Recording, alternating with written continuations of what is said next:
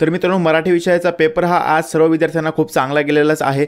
तर मित्रांनो, पुढील पेपर हा इंग्रजी आहे आणि तो 7 तारखेला आहे। तर मित्रांनो, जर पाहायला गेलं तर 1 तारीख आणि 7 तारीख याच्यामध्ये जवळपास तुम्हाला पूर्ण 6 दिवस मिळतात। तर मित्रांनो, खूप सारे विद्यार्थी असा विचार करत असतील की 6 दिवस हे इंग्रजीचा अभ्यास करतील, परंतु मित्रांनो, एक महत्त्वाची गोष्ट इथे अशी आहे की जे तुमचे गणित आणि विज्ञान हे 2-2 पेपर आहेत प्रत्येकी, त्या पेपरमध्ये मित्रांनो तुम्हाला फक्त एक सुट्टी दिलेली आहे।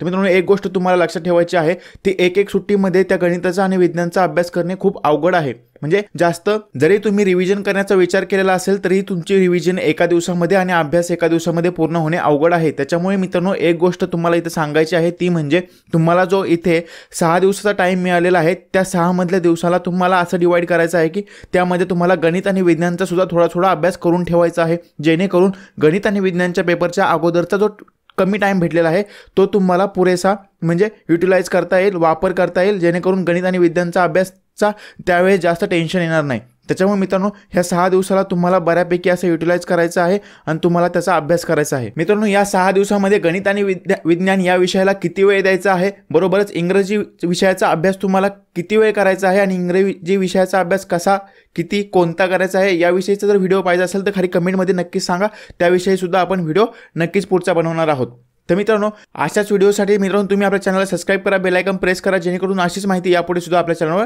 मिळणार आहे।